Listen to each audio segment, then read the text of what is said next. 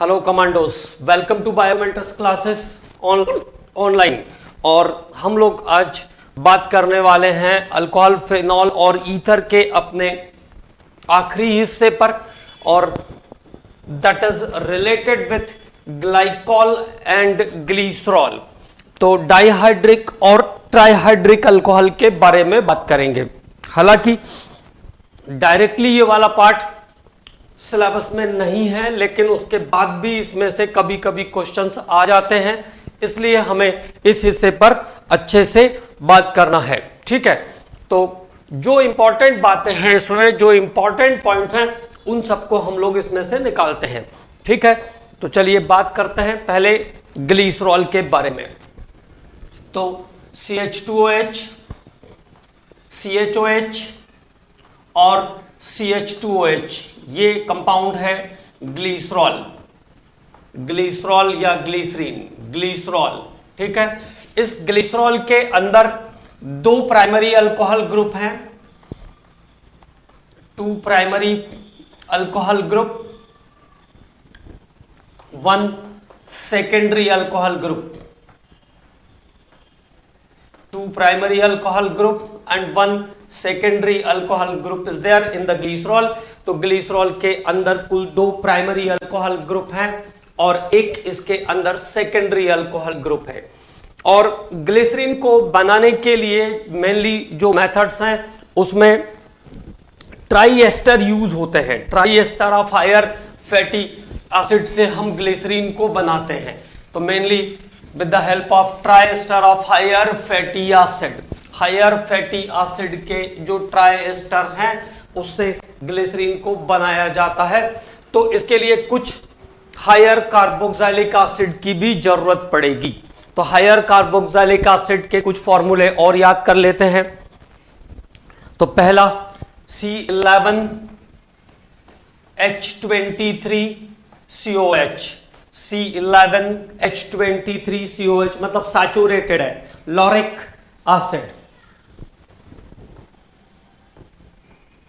Lauric acid इसको हम कहते हैं लॉरिक एसिड। बाद में साबुन और डिटर्जेंट के समय भी इसका काम पड़ेगा, इसलिए अच्छे से याद करेंगे। ठीक है, तो इसको कहते हैं lauric acid. C11H23COH is called lauric acid. C15H31COH, C15H31COH is called palmitic acid, palmitic acid इसको कहते हैं palmitic acid। C15H31COH is called palmitic acid। इसके बाद C17H35COH, C17H35COH is called stearic acid, stearic acid इस कंपाउंड को कहते हैं stearic acid। C17H35COH फिर से सैचुरेटेड का मेंबर है। और C17H33COH, C17H33COH यह है ओलिक एसिड, ओलिक एसिड। तो these are the some formulas of the higher carboxylic acid. Higher carboxylic acid के कुछ फॉर्मूले अभी हमने लिखे हैं। C11H23COH is the lauric, C15H31COH is the palmitic, C17H35COH is the stearic and C17H33COH is the oleic acid। तो these are the some formula of the higher carboxylic acid। और ये higher carboxylic acids के ट्राइएस्टर को use करते हैं हम glycerine के manufacture में या ग्लिसरॉल को बनाने के लिए। तो preparation of glycerol, preparation of glycerol from triester of higher fatty acid, triester of higher fatty acid, triester of higher fatty acids। तो ट्राइएस्टर ऑफ हायर फैटी एसिड से ग्लिसरीन पर कैसे जा सकते हैं उसकी बात करते हैं। तो स्टेप 1 में बाय हाइड्रोलाइसिस,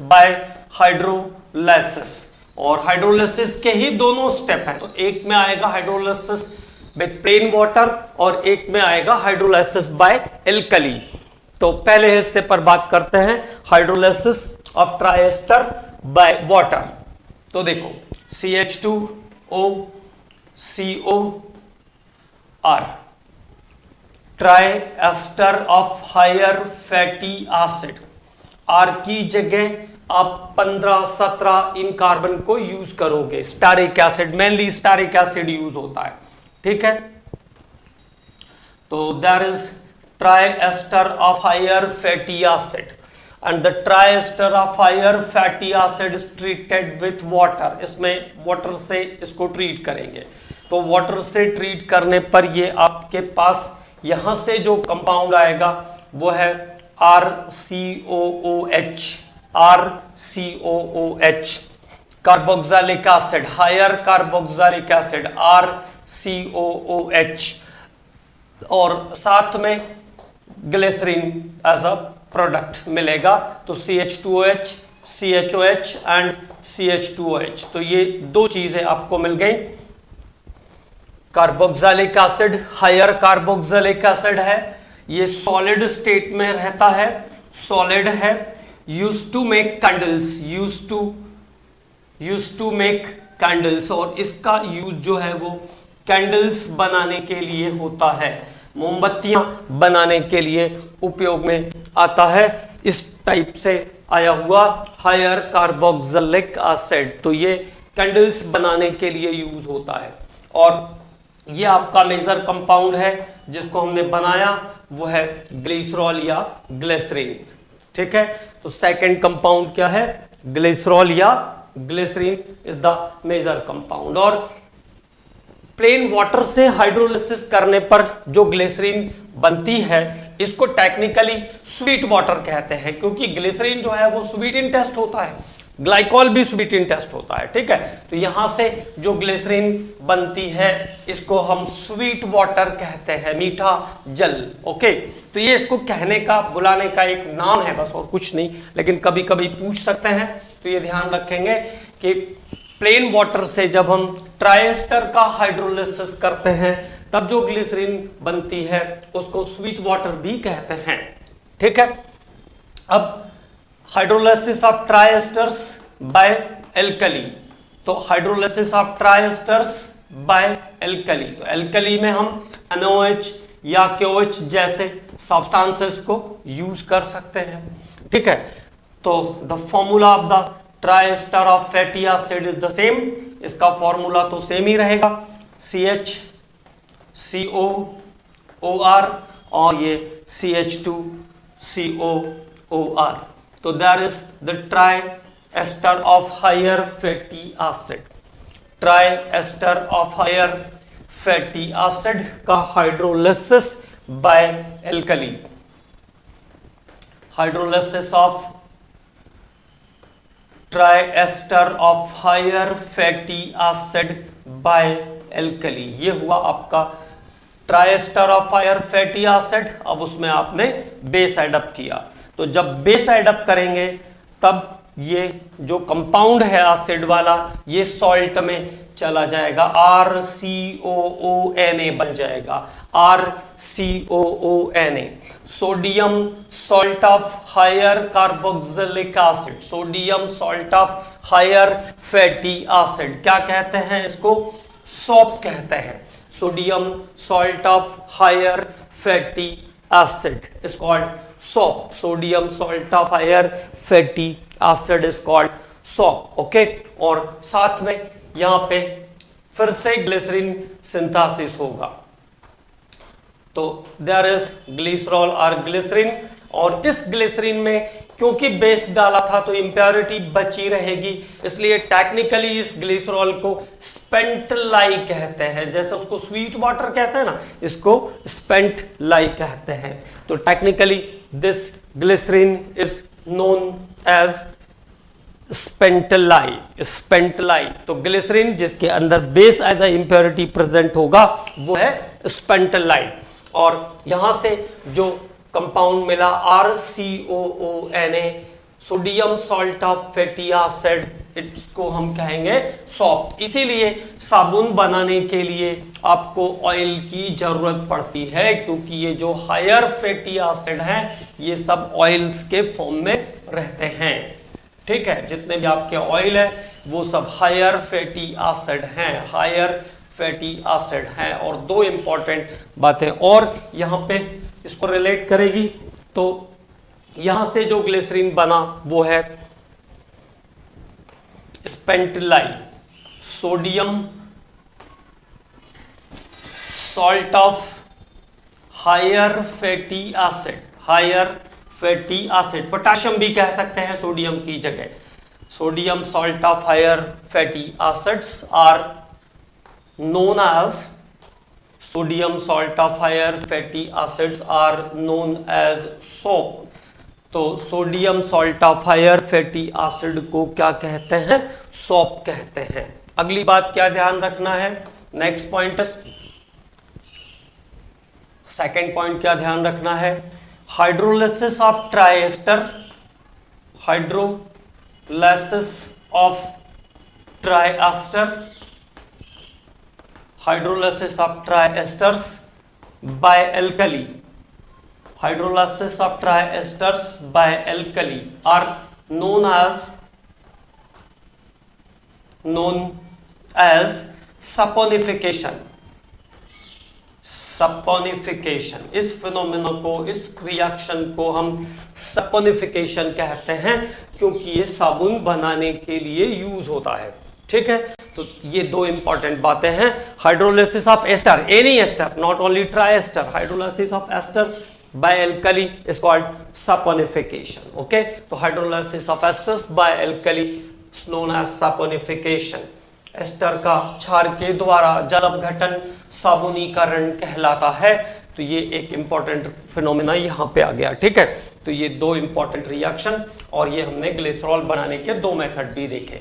प्लेन वाटर के बाद ट्रीटमेंट से जो ग्लिसरीन मिलता है उसको हम स्वीट वाटर कहते हैं, और इसके बाद जब इसको हम हाइड्रोलाइसिस ऑफ एल्कली से बनाते हैं तब इसको हम स्पेंटलाई कहते हैं। ठीक है, अब बात करते हैं अगला मेथड ग्लिसरॉल को बनाने का। Next method from propylene, from propylene. तो प्रोपाइलीन को भी ग्लिसरीन में कन्वर्ट कर सकते हैं, फ्रॉम प्रोपाइलीन। तो देखो, propylene is the CH3CH double bond CH2 is the propylene. पहले इसको क्लोरीन के साथ बॉईल करेंगे। बॉईल करने का मतलब है लगभग 500 डिग्री सेंटीग्रेड पर हीट कर रहे हैं। ठीक है, और जब क्लोरीन के साथ इसको हाई टेम्परेचर पर हीट करेंगे तो यहां बिना बॉन्ड को ब्रेक हुए वाला रिएक्शन होगा और कंपाउंड आ जाएगा allyl chloride. The compound is allyl chloride, allyl chloride और 3-chloropropanene भी कह सकते हैं आप इसको। 3-chloropropanene is the compound of this reaction. Okay, फिर इसके बाद इसको हाइपोक्लोरस एसिड से ट्रीट करेंगे, OHCl। तो नेगेटिव मिनिमम कार्बन पर और पॉजिटिव उसका opposite side. Now this compound is converted into CH2Cl, CHOH and CH2Cl। अब ये कंपाउंड यहां पर आ जाएगा इस टाइप के कंपाउंड में, है ना। 1,3-डाइक्लोरोप्रोपेनटुऑल, 1,3-डाइक्लोरोप्रोपेनटुऑल में कन्वर्ट हो जाएगा। Now the compound is again treated with alkali. अब उसको एल्कली के साथ ट्रीट करेंगे, तो बेस या एल्कली के साथ ट्रीट कर देंगे तो ये हो जाएगा फिर से CH2OH, CHOH और CH2OH is the compound or by loss of 2 NaCl molecule. So there is the formation of glycerin from propylene. तो प्रोपाइलीन को ग्लिसरीन में कन्वर्ट करने के लिए पहले क्लोरीन के साथ ट्रीट करेंगे 500 डिग्री सेंटीग्रेड पर, फिर एलाइल अल्कोहल, फिर इसके बाद HOCl के साथ एलाइल क्लोराइड बनेगा, उसको HOCl के साथ ट्रीट करेंगे, देन बाय NaOH। तो this is conversion of propylene into glycerine. अब बात करते हैं अगले रिएक्शन पर, दैट इज फर्मेंटेशन। तो फर्मेंटेशन से भी हम ग्लिसरीन पर जा सकते हैं, ठीक है। और ड्यूरिंग अल्कोहलिक फर्मेंटेशन, एक इंपॉर्टेंट बात, during alcoholic fermentation, alcoholic fermentation, जब हम अल्कोहलिक फर्मेंटेशन करते हैं, मतलब अल्कोहल बनाते रहते हैं, during alcoholic fermentation 3% glycerine is form. तो अल्कोहलिक फर्मेंटेशन में भी लगभग 3% ग्लिसरीन बनता है, जो ग्लूकोज पर जब हम जाइमेज की एक्टिविटी करते हैं, ग्लूकोज को जब जाइमेज की एक्टिविटी से आगे बढ़ाते हैं, तो उस फिनोमेना में लगभग 3% तक ग्लिसरॉल सिंथेसिस होता है, ठीक है। लेकिन अगर इस यील्ड को बढ़ाना है तो at the place of zymase, at the place of zymase, तो जाइमेज एंजाइम की जगह पर at the place of zymase Na2CO3 और NaHCO3 is taken, and now 25% glycerine is form. तो लगभग 25% तक ग्लिसरीन बन जाता है, 25% ग्लिसरीन इज फॉर्म। तो अगर जाइमेज को चेंज करते हैं Na2CO3 या NaHCO3 के साथ, तो लगभग 25% तक ग्लिसरीन सिंथेसिस हो जाता है। Na2CO3 के साथ अगर आप जाओगे तो जो मेन कंपाउंड बनेगा यहां पे वो है ग्लिसरीन, CHOH, CH2OH और CH2OH, about 25%. Some quantity of acetaldehyde is also here with carbon dioxide. Okay, so now we'll get 25% about glycerin. तब लगभग 25% तक ग्लिसरॉल संश्लेषित हो जाता है। तो अगर फर्मेंटेशन में एंजाइम की जगह पर Na2CO3 फाइनल स्टेप में ऐड कर देंगे तो ग्लिसरीन का यील्ड बढ़ जाएगा। तो ये कुछ कॉमन मेथड्स हैं ग्लिसरीन के प्रिपरेशन के। अब बात करते हैं इसकी प्रॉपर्टीज के बारे में। तो properties of glycerine, properties, okay, hygroscopic होता है, hygroscopic, it means absorb moisturiser, hygroscopic, viscous, syrup जैसा होता है, विस्कस,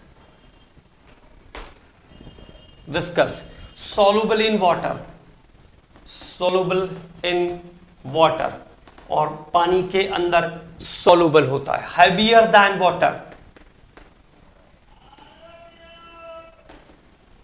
हैवियर दैन वाटर, पानी से भारी भी होता है। मतलब अगर शुरू में डाल दोगे तो जैसा शहद नीचे की तरफ सेटल होता है वैसा ही क्या होने लगेगा, सेटल होने लगेगा। तो शुरुआती दौर में सेटल होने लगता है।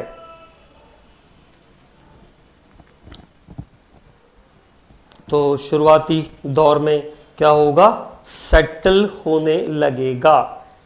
तो सेटल होने वाला कंपाउंड भी है, विस्कस है। यहां तक क्लियर हो गई।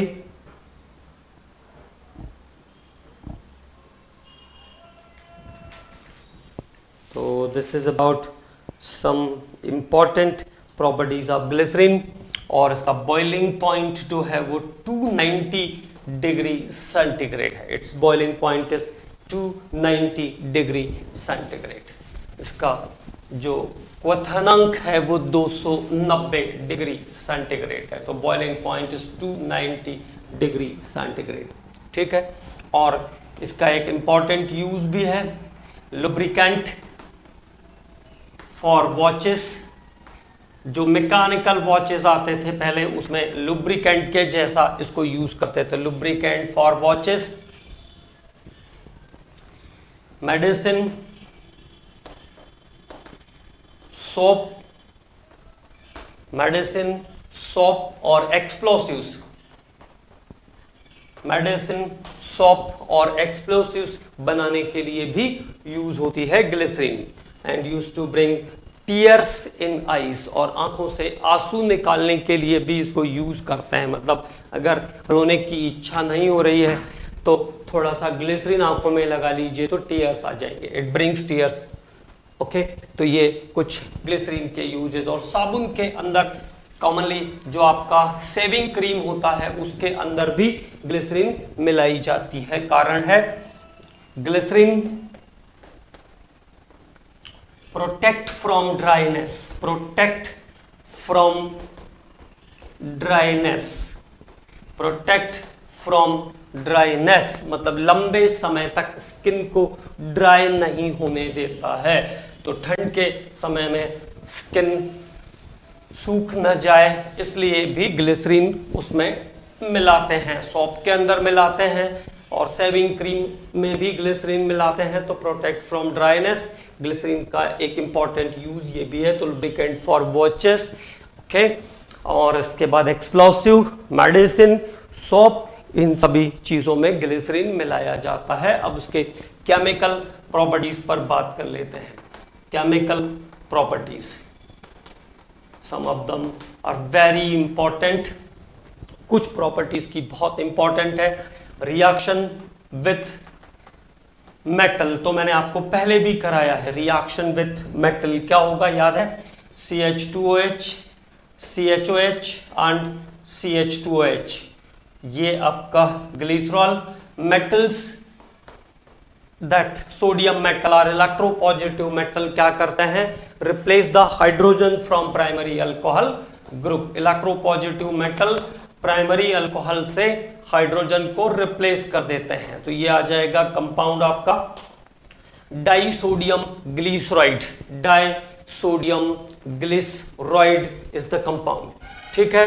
तो सोडियम मेटल क्या काम कर सकती है? जो प्राइमरी अल्कोहल का हाइड्रोजन ग्रुप है उसको डिस्प्लेस कर देगी एंड इट गिव्स डाइसोडियम ग्लिसरॉइड, और डाइसोडियम ग्लिसरॉइड एज अ कंपाउंड हमको मिल जाएगा, ठीक है। तो ये हुआ रिएक्शन विथ मेटल्स। अब बात करते हैं reaction with PCl3, PbR3 and Pi3। जैसे हम लोगों ने बाकी कंपाउंड्स पर किया था, तो वहां पे एक सिंगल OH था तो 3 बार हमें PCl3 लेना पड़ रहा था, 3 बार हमें OH ग्रुप वाला कंपाउंड लेना पड़ रहा था। यहाँ पे तो ग्लिसरीन के पास देखो CH2OH सिंगल, इसके पास 3OH ग्रुप प्रेजेंट है, CH2OH। अब इसको ट्रीट करना है मुझे PCl3 के साथ, तो मैं ऐसा अरेंज करूंगा। ये हुआ PCl3 का अरेंजमेंट और ये हो गया हमारा रिएक्शन खत्म, ठीक है। तो what is the product? CH2Cl, CHCl and CH2Cl is the product of the reaction. और बाय प्रोडक्ट आ गया H3PO3 as a by product. H3PO3 यहाँ पे एज अ बाय प्रोडक्ट हमको मिल जाएगा, ठीक है। PbR3 के साथ भी रिएक्शन सिमिलर होगी, similar with PbR3, similar with PbR3। PbR3 के साथ रिएक्शन PCl3 के जैसा होगा। तो Pi3 के साथ और देख लेते हैं, CH2OH, CHOH, CH2OH with Pi3। तो देखो ये हुआ आपका P और ये 3 आयोडीन Pi3। तो ये भी तो सिमिलर ही जा रहा है शुरू में, लेकिन इसमें क्या होगा? देखो H3PO3 एलिमिनेट हो जाएगा। पहली बात H3PO3 बाहर आ गया and now will get compound CH2I, CHI and CH2I। 2 carbon पर कंटिन्यूअस, जैसे तीनों पर यहां आयोडीन है, 2 कंटिन्यूअस कार्बन पर जब आयोडीन रहती है तो वो कंपाउंड अनस्टेबल होता है। 2 कंटिन्यूअस कार्बन पर जब आयोडीन होगी तो वो कंपाउंड एग्जिस्ट नहीं करेगा, क्योंकि आयोडीन का साइज बड़ा होता है, लार्ज साइज ऑफ आयोडीन, मतलब आयोडीन का साइज इतना बड़ा है कि उसके दो एटम के वंडर वॉल रेडियाई एक दूसरे को कांटेक्ट करने की कोशिश करेंगे, जिससे रिपल्सिव फोर्स बढ़ जाएगा, और रिपल्सिव फोर्स बढ़ जाएगा तो कंपाउंड कैन नॉट एग्जिस्ट, और उसने कंपाउंड बनाया मोर स्टेबल होने के लिए, पता चला कि वो और जरूरत से ज्यादा अनस्टेबल हो गया, तो क्या काम करेगा, फिर यहां से आयोडीन की छुट्टी कर देगा। Okay, no need of iodine here, now I2 is lost, अब अकेला आयोडीन बचा है, ठीक है। वापस अगर कोई HI डालेगा तो फिर से रिएक्शन करेगा वो, तो अभी हम लोग HI के रिएक्शन के बारे में बात करने वाले हैं। तो allyl iodide is the product, allyl iodide यहां पर एज अ प्रोडक्ट आपको मिल जाएगा, लेकिन 1,2,3 ट्राइआयोडोप्रोपेन एज अ प्रोडक्ट नहीं मिलेगा, जैसे क्लोरीन में आपको प्रोडक्ट मिला 1,2,3 trichloropropane. It is not possible with iodine, iodine के साथ ये पॉसिबल नहीं है, because of large size of iodine, its van der Waal radii in contact with each other and increase the repulsive force. Okay, so there is the reaction with PCl3, PBr3 and Pi3, इसको ध्यान में रखेंगे। अब बात करते हैं अगले step पर, reaction with HI, reaction with HI, hydrogen iodide के साथ रिएक्शन, रिएक्शन विथ HI। तो देखो HI के साथ रिएक्शन करके पहले ये अलाइल आयोडाइड बनाता है, जैसा अभी कंपाउंड देखा हमने, है ना। तो पहले सबसे पहले क्या काम करेगा, देखो HI के साथ रिएक्शन, तो जब HI के साथ ग्लिसरीन को रिएक्ट करेंगे तो पहले ये यहां से वाटर, यहां से वाटर, और ये यहां से वाटर एलिमिनेट करेगा, तो 3 वाटर लॉस कर दिया, 3 वाटर लॉस कर दिया, तो क्या बन गया, CH2I, CHI और CH2I is the first compound. Again lost the I2 because 3 continuous carbon पर आयोडीन वाला कंपाउंड स्टेबल नहीं है। Then your product is CH3, CH double bond, CH2I. Allyl iodide is the product. तो अगर simply पूछते हैं glycerine HI के साथ रिएक्ट करके बनाएगा तो आंसर हो जाएगा एलाइल आयोडाइड। लेकिन अगर इसमें एक कंडीशन मेंशन होती है, excess of HI, excess of HI, अगर HI एक्सेस में है तब प्रोडक्ट बनेगा isopropyl iodide. When HI in excess, then it gives isopropyl iodide. तो एक स्टेप तक तो हम ले आए, एलाइल आयोडाइड तक तो आपको दिख ही रहा है, एलाइल आयोडाइड तक आ गए हैं। अब उसके बाद how to converted into isopropyl iodide, या आइसोप्रोपाइल आयोडाइड में कैसे शिफ्ट होगा उस पर बात करते हैं। तो there is CH2 double bond CH, CH2I is the allyl iodide. वापस से HI डाला हमने, condition HI in excess, excess of HI, excess of HI। तो now H plus I minus, I minus is at the position of minimum hydrogen, और H कहां चला जाएगा, ऊपर साइड, क्योंकि बॉन्ड इन दोनों के बीच में है, तो addition reaction between bond.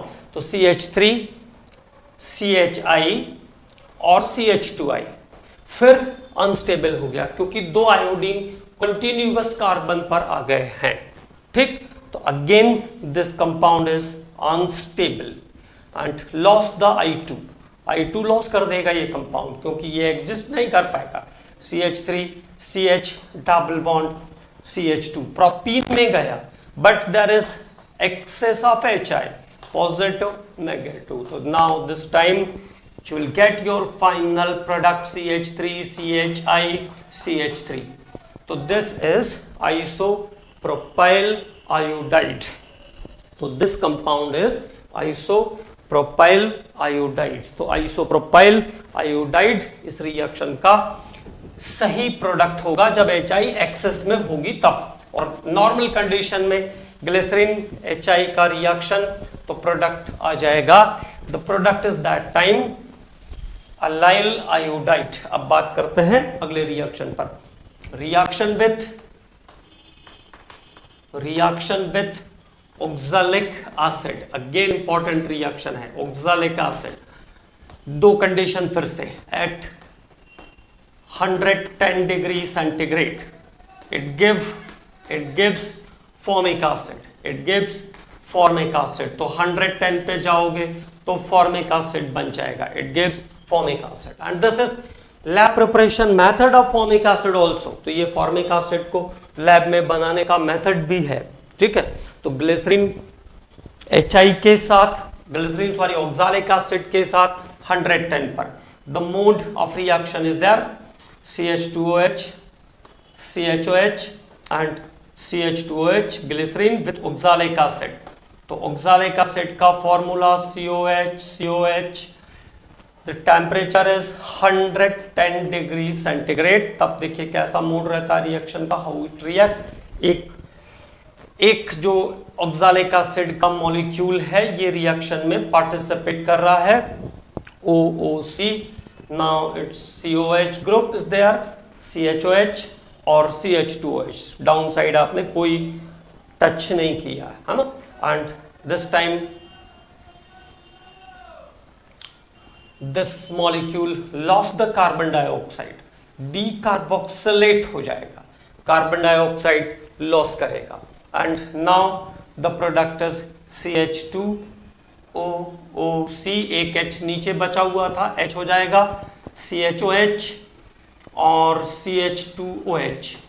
This compound is glycerine monoformate, glycerol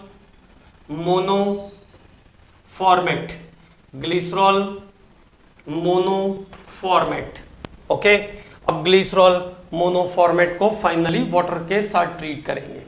तो 110 पर जब ग्लिसरीन और ऑक्सैलिक एसिड की रिएक्शन होती है तब जो मेजर प्रोडक्ट है, जो हमारा इंपॉर्टेंट प्रोडक्ट है वो है formic acid. Then the product is formic acid and now some quantity of glycerin is also here. तो कुछ ग्लिसरीन भी बन जाएगी और जो मेजर प्रोडक्ट है इस रिएक्शन का वो है फॉर्मिक एसिड, ठीक है। तो this is another reaction of glycerin. ये ग्लिसरीन का एक और रिएक्शन देखा हमने। तो फॉर्मिक एसिड बनेगा 110 पर। अब बात करते हैं एट 260 डिग्री सेंटीग्रेड पर। Glycerin oxalic acid at 260 degree centigrade. तो 260 डिग्री सेंटीग्रेड पर जो मोड ऑफ रिएक्शन है वो देखिए कैसा रहेगा, CHOH। ऑर्गेनिक में मैंने आपको बताया कि बहुत सारी बातें आपके लिखने के प्रैक्टिस पर डिपेंड करती है कि आप कैसा लिखते हो, और बहुत सारे रिएक्शन का आंसर भी केवल अगर आप सही तरीके से फॉलो अप करते हैं, सही तरीके से इसको लिखना सीख जाते हैं तो भी निकल जाएगा। ये हो गया ऑक्सैलिक एसिड 260। देखो यहाँ पे मैंने एक वाटर एलिमिनेट कराया, यहाँ पे दूसरा वाटर एलिमिनेट कराया। तो जब टेम्परेचर हाई होगा तो both the molecule of oxalic, both the part of oxalic acid react simultaneously and now CH2OOC थोड़ी देर के लिए साइक्लिक कंपाउंड बनेगा and that cyclic compound lost the carbon dioxide molecule, दो कार्बन डाइऑक्साइड लॉस कर देगा and there is a bond between both the carbon and the product is allyl alcohol। और इस reaction का प्रोडक्ट हो जाएगा allyl alcohol। allyl alcohol is the product for this reaction। Okay, तो अगर 110 पे जाएंगे तो फॉर्मिक एसिड, 260 पर जाएंगे तो product is the allyl alcohol। तो glycerin is converted into allyl alcohol। अब बात करते हैं अगले रिएक्शन पर। तो next reaction is dehydration of glycerin, dehydration of glycerol. तो बाय KHSO4, T2O5 और सल्फ्यूरिक एसिड, ये सब डिहाइड्रेटिंग एजेंट जैसे यूज हो सकते हैं. All of them are the dehydrating agent for the glycerin. But one time question is asked like this, which one is the best dehydrating agent for glycerin? तो ये ध्यान रखना है, KHSO4 is the best dehydrating agent for glycerin. जैसे मैंने जिसकी ranking की, ठीक है, KHSO4 is the best dehydrating agent for glycerin. और जो कंपाउंड बनता है वो भी बहुत इंपॉर्टेंट है, बहुत बार उसके बारे में पूछ चुके हैं. कई बार तो ये पूछ चुके हैं कि इस कंपाउंड का यूपीएससी नाम क्या होगा. ग्लिसरीन के डिहाइड्रेशन से जो कंपाउंड बनेगा उसका IUPAC नाम क्या होगा, ऐसा क्वेश्चन कई बार आ चुका है. तो देखो KHSO4. अब ग्लिसरीन का dehydration, there is the first molecule taken by me and that is the second molecule of water, H2O, और ये H2O. तो ऊपर के दो कार्बन के बीच में बॉन्ड आ गया, CH2 double bond CH, single bond CHO plus 2H2O. Okay, और ये कंपाउंड यहां पर आपको मिलेगा. This compound is called acrolein.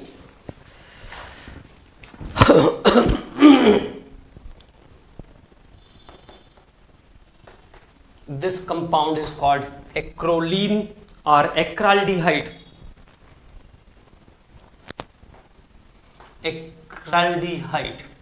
तो कई बार ये क्वेश्चन आया है, what is the IUPAC name of acrolein और acraldehyde? तो what is the IUPAC name now? prop 2 in 1-al, prop 2 in 1-al, prop 2 in 1-al. इसका IUPAC नेम क्या हो जाएगा? prop 2 in 1-al is the IUPAC name of the compound. Okay, so this is one of the important compound. अगले compound पर बात करते हैं, अगले रिएक्शन पर. तो ये हो गया dehydration of glycerin. Dehydration of glycerin. अब डिहाइड्रेशन के बाद अगले स्टेप पर बात करते हैं oxidation. Oxidation of glycerin. Oxidation of glycerin. तो ऑक्सीडेशन में फर्स्ट ऑफ ऑल हम बात करेंगे फेंटोन्स रिएजेंट के थ्रू, बाया फेंटोन्स रिएजेंट. ये रिएजेंट बहुत इंपॉर्टेंट है, via Fenton's reagent. Alkaline H2O2 plus FeSO4 और FeCl2. This is called Fenton's reagent. तो फेंटोन्स अभिकर्मक क्या है? क्षारीय H2O2, alkaline H2O2 plus FeSO4 अथवा FeCl2. ये कंपोजिशन है फेंटोन्स रिएजेंट का. अब क्या करता है, देखो फेंटोन्स रिएजेंट जो होते हैं वो माइल्ड ऑक्सीडाइजिंग एजेंट होते हैं, और the mild oxidising agent, Hindi में ऐसा कहेंगे दुर्बल ऑक्सीकारक होते हैं, माइल्ड ऑक्सीडाइजिंग एजेंट. तो it oxidise the some portion of primary group. तो this compound is called glyceraldehyde, जो कि इजियर है. ग्लिसरल्डिहाइड इसको कहते हैं glyceraldehyde. And some portion of secondary alcohol also here. Dihydroxy acetone, dihydroxy acetone, this is called dihydroxy acetone. तो glyceraldehyde और dihydroxy acetone का मिक्सचर बनता है इस रिएक्शन में, and it is combinedly known as, it means what? Glyceraldehyde, glyceraldehyde plus dihydroxy acetone, dihydroxy acetone, dihydroxy acetone. दोनों का जो मिक्सचर है it is commonly called glycerose. इसको ग्लिसरॉस कहते हैं, इट इज कॉल्ड ग्लिसरॉस. तो this one is the important point. The composition of glyceraldehyde plus dihydroxy acetone is called glycerose. तो ये जो कंपोजिशन है उसको ध्यान रखना है, फेंटोन्स रिएजेंट को ध्यान रखना है। अल्कालाइन H2O2 प्लस FeSO4 और अल्कालाइन H2O2 प्लस FeCl2 का जो कंपोजिशन है वो ग्लिसरॉस बनाने के लिए यूज होता है, ठीक है। और क्या काम करेगा, थोड़ा ग्लिसरॉल्डिहाइड और थोड़ा डाइहाइड्रोक्सी एसीटोन में ग्लिसरीन को ऑक्सीडाइज कर देता है, ठीक है। अगले रिएक्शन पर बात करते हैं, oxidation by nitric acid, oxidation by HNO3, oxidation by nitric acid. तो nitric acid strong oxidising agent है as compared to Fenton's reagent, it is strong oxidizing agent। तो it oxidize glycerol into glyceric acid, glyceric acid में convert कर देगा ये glycerol to glyceric acid, glyceric acid बनाएगा glycerol से, और glyceric acid बनाएगा शुरुआती दौर में ग्लिसरिक एसिड, और फिर जो दूसरा प्राइमरी वाला ग्रुप है उसको भी ऑक्सीडाइज कर देगा। The another primary alcohol group is also oxidised by dilute nitric acid, again दूसरा कंपाउंड बना and that compound is called tartronic acid, tartronic acid, tartronic acid. तो अगर डाइल्यूट नाइट्रिक एसिड से इसको ऑक्सीडाइज करोगे तो पहले बनाएगा ये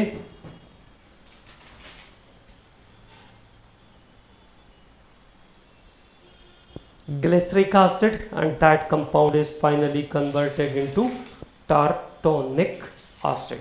फिर वो कंपाउंड टार्टोनिक एसिड में कन्वर्ट हो जाएगा, that compound is converted into tartronic acid.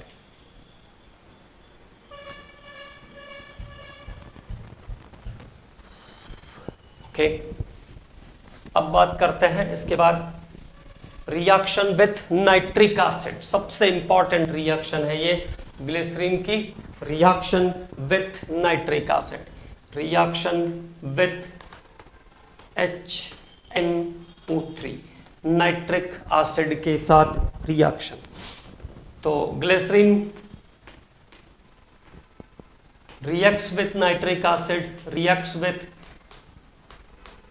nitric acid, react with nitric acid in presence of concentrated sulfuric acid, in presence of concentrated sulfuric acid to form trinitroglycerin, to form trinitroglycerine का formation करता है, to form TNG, trinitroglycerine, also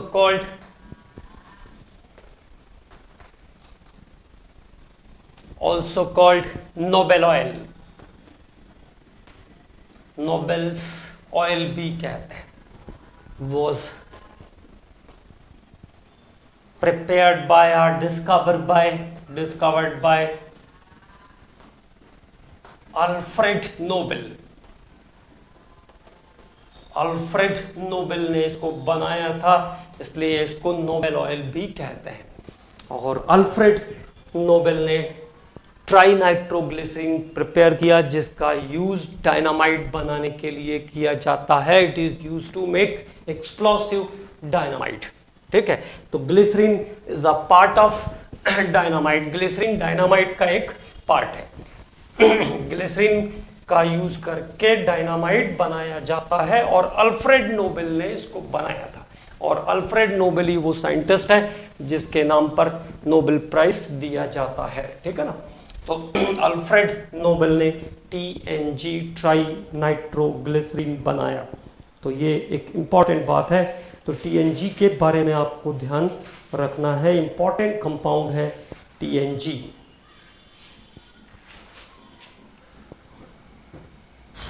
तो TNG explosive है, उसको ध्यान रखना है। इससे कुछ रिलेटेड और पॉइंट्स पे थोड़ी बात कर लेते हैं। एक कंपाउंड है गन कॉटन TNG, तो ट्राई नाइट्रोग्लिसरीन तक तो आपको समझ में आ ही गया। TNG plus gun cotton, TNG plus cellulose nitrate, TNG plus cellulose nitrate, इन दोनों का जो कंपोजिशन है cellulose nitrate C6H7N3O6, C7H6N3O6 cellulose nitrate, C6H7 उल्टा हो रहा है, C6H7N3O6 सेल्यूलोज नाइट्रेट, इन दोनों का जो कंपोजिशन है इसको हम कहते हैं गन कॉटन। सेल्यूलोज नाइट्रेट और TNG का कंपोजिशन है गन कॉटन। इसके बाद एक और कंपोजिशन है इसका कॉर्डाइट। तो डिफरेंट टाइप के एक्सप्लोसिव्स बना सकते हैं इससे ना, कॉर्डाइट। तो कॉर्डाइट के अंदर होता है 57.5% TNG, 57.5% TNG, 37% gun cotton, 37% gun cotton. और गन कॉटन आपको पता है सेल्यूलोज नाइट्रेट को कहते हैं गन कॉटन, है ना, सेल्यूलोज नाइट्रेट को गन कॉटन कहते हैं। ठीक, तो गन कॉटन TNG और सेल्यूलोज नाइट्रेट का मिक्सचर होता है ना। तो गन कॉटन के अंदर 37 part of gun cotton, 57.5 part of TNG, 57.5 part of TNG, 37% gun cotton, that is cellulose nitrate. ठीक है, तो दैट इज सेल्यूलोज नाइट्रेट। और 5 part of Vaseline plus 5 part of Vaseline, 5 part of Vaseline, और इसमें 5% के आसपास वैसलीन भी रहता है। 37 पार्ट होना चाहिए था, ये थोड़ा सा मिस्टेक हो रहा है। 37.5 पार्ट हिस्सा है उसका, हिस्सेदारी है पार्ट, और ये हो गया आपका 37 part of gun cotton, okay, और 5 पार्ट ऑफ वैसलीन। ये सब मिला के बनता है कॉर्डाइट। कॉर्डाइट की क्या खास बात है? इट इज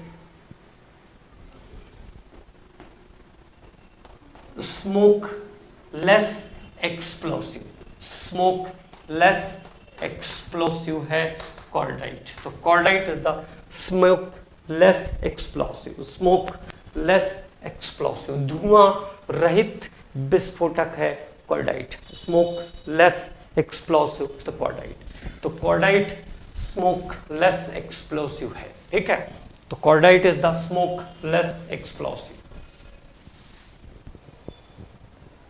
तो cordite is the smokeless explosive, ये एक इंपॉर्टेंट बात है। अब बात करते हैं कि अगर ग्लिसरीन जो है वो शॉक लग जाए अगर ग्लिसरीन को, तो वो कैसे फ्रेगमेंट होता है। शॉक टू ग्लिसरीन, अगर ग्लिसरीन को झटका लगेगा तो वो ब्रेक हो जाएगा, पूरा शॉक लगने पर ब्रेक हो जाता है ग्लिसरीन।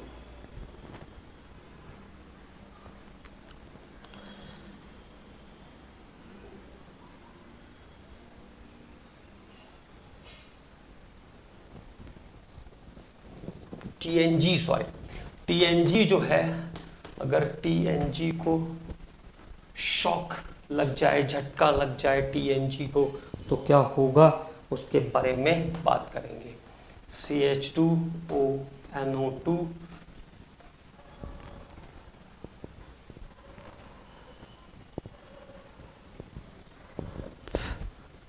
पहले तो टीएनजी का फॉर्मेशन देख लेते हैं, अभी तो हमने फॉर्मेशन ही नहीं देखा, तो पहले फॉर्मेशन देख लेते हैं टीएनजी का, फिर इसके ऊपर शॉक का क्या इफेक्ट पड़ेगा उसको देखते हैं। तो देखो टीएनजी कैसे बनेगा। तो ग्लिसरीन का रिएक्शन डिटेलिंग करते करते प्रिपरेशन ही भूल गए। तो टीएनजी का प्रिपरेशन कैसे करते हैं। तो नाइट्रिक एसिड के साथ ट्रीट करेंगे ग्लिसरीन को, glycerin with nitric acid, concentrated sulphuric acid का प्रेजेंस। तो now it gives eliminate 3 molecules of water here and the product is now TNG ट्राइनाइट्रोग्लिसरीन। ये बनाया हमने ट्राइनाइट्रोग्लिसरीन, ये है TNG, है ना। अगर TNG को शॉक दे दें तो ये ब्रेक हो जाएगा, लेकिन चूंकि मुझे उसको बैलेंस भी करना पड़ेगा तो इसलिए मैं अलग से ले लेता हूं 4 molecules of ट्राइनाइट्रोग्लिसरीन, ट्राइनाइट्रोग्लिसरीन, ओके। और ट्राइनाइट्रोग्लिसरीन को अगर आप शॉक देते हो तो ये ब्रेक हो जाएगा 12 CO2, मतलब इसके सभी कंपोनेंट अलग अलग हो जाएंगे। 12 CO2, कितने नाइट्रोजन है उसके पास, 12 नाइट्रोजन इज देयर, तो 6 ऑफ N2 और साथ में कार्बन, तो 12 CO2, 6 of N2, 10 H2O plus O2, 10 H2O plus O2। It means all the components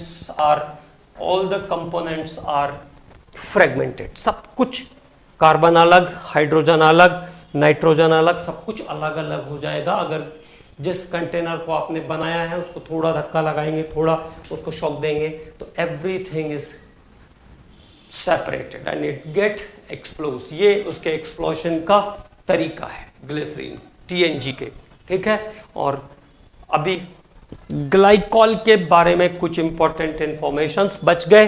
मैं सोच रहा था कि कंप्लीट हो जाए इसी लेक्चर में, but it is not possible. तो अगले लेक्चर में हम लोग थोड़ा सा ग्लाइकॉल के बारे में बात कर लेंगे and some important question that is asked in the previous year exams. Okay, thank you.